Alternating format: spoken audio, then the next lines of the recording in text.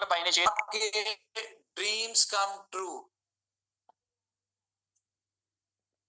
This is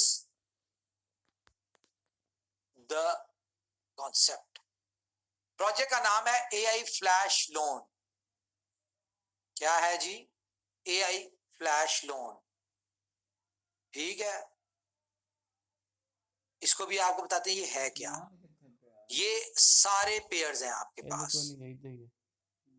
ठीक है, ये ऐड हो चुके हैं, ठीक है, और इन पे डिफरेंट परसेंटेजेस हैं, 1%, 0.9%, 1%, मिनिमम इसमें जो है 0.75%, 0.6% डिफरेंट है ये, ठीक है, लेकिन मोस्टली 1% है। ये आपने सिलेक्ट करना है कि किस प्रोजेक्ट में आपने किस उसमें आपने स्वैप करना है और किस में आपने बेनिफिट 1% लेना है या कितना लेना है।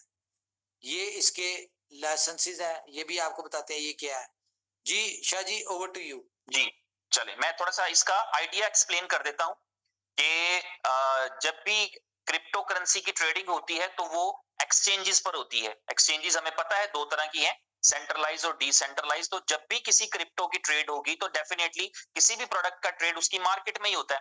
तो जब क्रिप्टो की ट्रेडिंग जो होती है वो क्रिप्टो की मार्केट्स में या एक्सचेंजेस पे होती है, तो आपने एक चीज ऑब्जर्व की होगी कि एक एक्सचेंज से दूसरी एक्सचेंज की प्राइस के अंदर कुछ ना कुछ छोटे से छोटा फर्क जरूर होता है।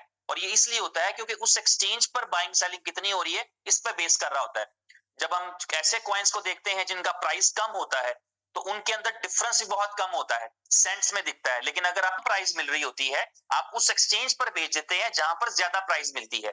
मगर ऐसा करने के लिए आपको दोनों एक्सचेंजेस पर, जहां आप ये टेक्निक यूज करना चाहते हैं, दोनों एक्सचेंजेस पर दोनों फंड्स रखना पड़ते हैं। अगर आप बिटकॉइन के मामले में ये करना चाह रहे हो तो आपको दोनों एक्सचेंजेस पर बिटकॉइन भी रखना पड़ता है और यूएसडीटी भी रखना पड़ता है, ताकि क्योंकि इंस्टेंटली ये नहीं हो पाता कि आप वहां से खरीदें, विड्रॉल रिक्वेस्ट करें, दूसरी जगह डिपॉजिट करें तो बेचें, तो हो ही नहीं पाएगा। क्योंकि उतनी देर में पता लगे जहां से आपने निकाला है वहां कीमत बढ़ गई और जहां आप बेच रहे थे वहां कम हो गई।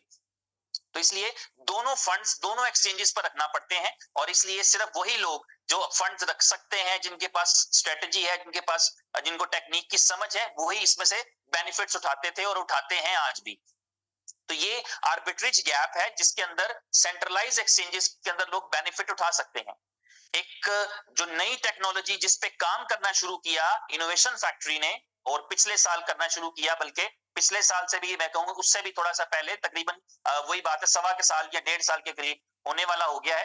तो उसके अंदर ये किया कि इस टेक्नोलॉजी को डेक्स के साथ, यानी डिसेंट्रलाइज एक्सचेंजेस के साथ इवॉल्व किया और साथ उसमें आर्टिफिशियल इंटेलिजेंस डाली जिसमें आपकी और मेरी मेहनत खत्म हो जाए।